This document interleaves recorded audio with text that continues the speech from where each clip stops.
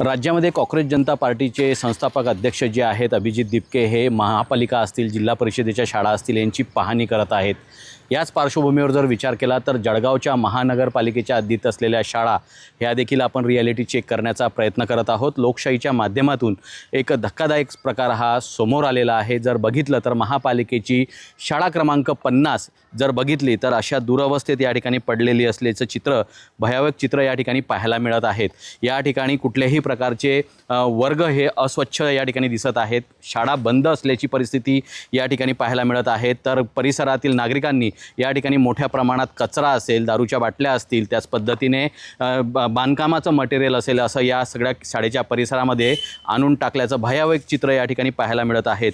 तर नाईलाजाने या शाळेतील काही विद्यार्थ्यांना या दुसऱ्या शाळेत वर्ग करण्यात आल्याचं सांगितलं जात आहे। परिसरातील नागरिकांशी संवाद साधला असता नागरिकांनी एक स्पष्ट सांगितलेले आहेत की या शाळेतील विद्यार्थी जे शिकत होते मात्र त्या विद्यार्थ्यांना दुसऱ्या शाळेत वर्ग करण्यात आलेले आहेत आणि शाळा क्रमांक 50चे विद्यार्थी आता शाळा क्रमांक 49 आणि शाळा क्रमांक 50 या दोघंही शाळेतील विद्यार्थी एकत्र शिकत असल्याचं चित्र या ठिकाणी पाहायला मिळत आहेत। वर्गाची जरी परिस्थिती बघितली असेल तर अतिशय दुरवस्था असलेला हा वर्ग आहे। या ठिकाणी आपण पाहू शकतो की शाळेच्या भिंती आणि शाळेचा आतमधला वर्गाची परिस्थिती किती भयावह आहे। कुठल्याही प्रकारची रंगरंगोटी नाही आणि एवढंच नाही तर विद्यार्थ्यांची कुठलीही बसण्याची व्यवस्था या शाळेमध्ये नसल्याचं चित्र या ठिकाणी पाहायला मिळत आहेत।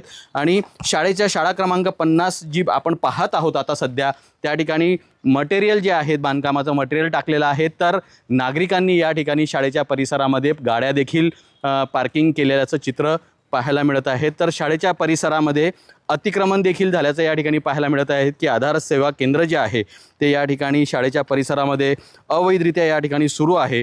एवढंच नाही तर शाळेच्या मुतारी असतील, पिण्याच्या पाण्याचा प्रश्न, टाकी असेल, ह्या सगळ्या गोष्टी नादुरुस्त अवस्थेत असल्याचं चित्र या ठिकाणी पाहायला मिळत आहे। पालिका प्रशासन कुठल्याही प्रकारचं या ठिकाणी काळजी घेत नसल्याचं चित्र पाहायला मिळालं असून आता महापालिका प्रशासन या सर्व गोष्टींवर काय कारवाई करतं तितकंच पाहणं महत्त्वाचं ठरणार आहे। सुमित देशमुख, लोकशाही मराठी, जळगाव। लोकशाही मराठी ऐका, पहा, जागरूक रहा।